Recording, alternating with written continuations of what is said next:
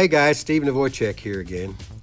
Many of you might know me from the Coroner's Report podcast, which is currently on a short summer break, by the way, but don't worry, we'll be back soon with Tracy Carrington at the helm for more deep dives into cases old and new. But in the meantime, I want to invite you over to my YouTube channel called The501Coroner, where I've been posting a very personal series called A Coroner's Memory. These aren't long-form investigative episodes like the Coroner's Report. Instead, they're shorter, first-hand stories drawn straight from my own experiences as a coroner and investigator in Arkansas all these years. Each memory is a snapshot, a moment in time that shows not just the casework, but the human side of what it means to do this job. Let me give you a quick rundown of the stories we've shared so far. We did the history of the coroner's office. I take you back to the roots of the office of coroner, from the old days of England to modern Arkansas, and share how I once found myself in the unusual position of having to arrest two different sheriffs in two different counties while serving as coroner. And then, of course, there's the hilarious, the day I nearly drowned Bill Clinton's mother.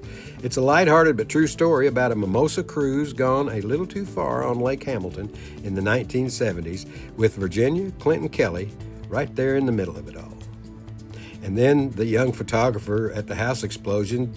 I tell you about a tense morning when I was called to a burning home and crossed paths with a rookie newspaper photographer whose memory that day has stayed with me and her all these years. And then I went into what was called in as a double murder in Garland County. It's a haunting story of being called to a violent double homicide in the mid-70s while navigating the politics of a newly elected sheriff and a divided community. Crips, Bloods, and Deborah Mathis from my time researching gang violence in Little Rock, including the role journalist Deborah Mathis played in capturing the human side of the crisis. And there's even a wild chase involving an alleged KKK leader. You don't want to miss that one. Then Powder. It was a glimpse into a skinhead's mind. Adapted from Deborah Mathis's wonderful book called What God Can Do, this memory introduces a young man nicknamed Powder, whose path into hate reveals the darker side of prejudice and isolation.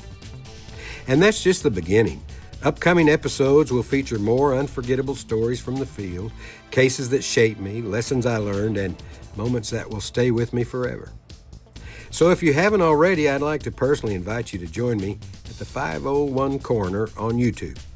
Hit subscribe and ring that bell so you won't miss any of these fun stories. Because while the Coroner's Report podcast is where we investigate and analyze, a coroner's memory is where I pull back the curtain and tell you what it was really like to live it. I hope you'll come along, and as always, thanks for listening. Please like, share, and subscribe, and comment.